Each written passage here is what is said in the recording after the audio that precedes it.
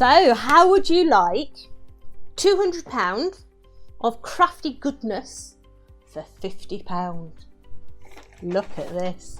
This is our mystery bundle. Now, it is a mystery. I'm not going to tell you what's in there, but I'm going to have a sneaky peek. All right. So you'll have to trust me on this.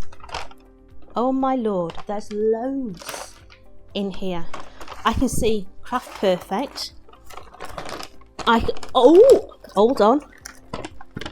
I can see pads. I can see, wow. Yeah, I can see a lovely large die set there. Oh, and frames. Oh, 2 lots of frames. Oh, hello. Another die set. Oh, stencils as well. Dan, are you sure this is right, sweetie? There's so much in here. I'm not going to show you, but I can't even get down to the bottom. So we've got another stencil, another die set.